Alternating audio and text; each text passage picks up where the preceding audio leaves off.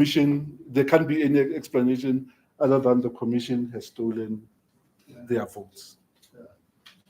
And KZN worries me. It worries us in the commission, and we must do a lot of work in the period leading up to those elections. Not to say in other areas there are no challenges.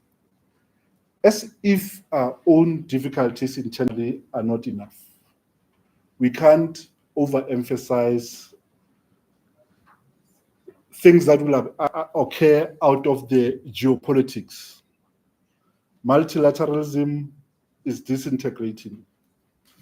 The foreign policy posture of South Africa vis-a-vis certain power blocks is going to be an issue. And with that, you can't rule out a possibility of nefarious interference with elections by the conceptual North or West. Let's repeat that point. We do not have electronic voting. We do not vote by machines. We vote manually at the station on a ballot paper. We capture locally at a local storage site. We capture on a protected result system. So from that perspective, we are a bit safer because no one can hack into the system and change the results. Even if they were to try to do so, you can reproduce the result because we have the ballots with ballot papers you can recount and those type of things.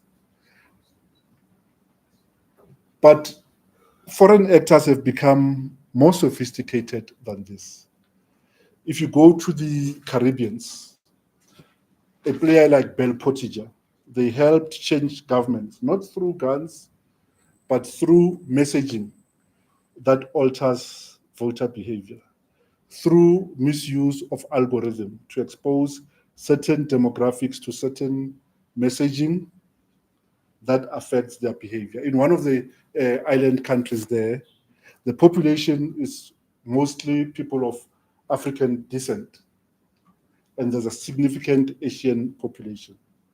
Over time, the people of African descent have always dominated and formed government. Bell Pottinger ran a campaign among the youth, and they knew that it is going to affect the youth differently. African youths, because they came largely from dysfunctional family units, believed and took that messaging literally that they are rebels, and they didn't go and vote. It was calculated because they knew that in Asian households, the mother and the father will take their kids with them to a voting station to vote. And in that circumstance, the minority ended up turning government because their votes were more and the other votes of the majority was suppressed by almost what appeared to be a benign campaign on social media and on the internet. I now move with some level of speed to indicate the following. The voters' roll has, as we speak, at the end of January, has 27.6 million people registered.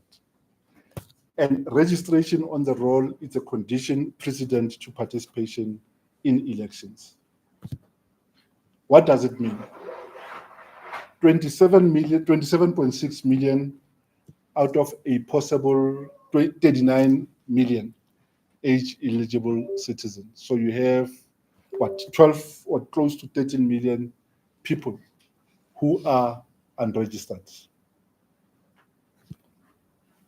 Is automatic registration the answer as it is muted in other quarters? In other words, you take the National Population Register and make it a voter's roll. In other words, you remove personal agency. So a person does not have to go on their phone or go at the voting station or at an IEC office to register. You make it automatic.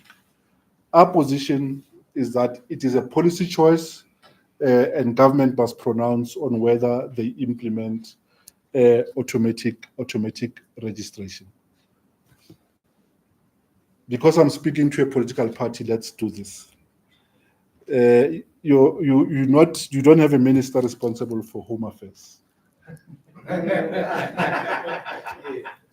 Do you trust a minister of home affairs not to use an opportunity to do something on the population register to affect the election? I'm not saying it happens or it will happen.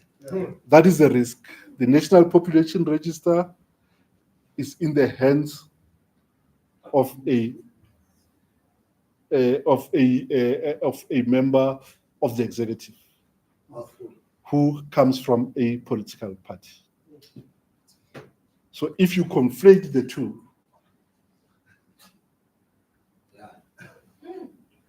that's the end there before I get into trouble. The voters' roll, consistent with the rest of sub-Saharan Africa. South Africa is increasingly a young population.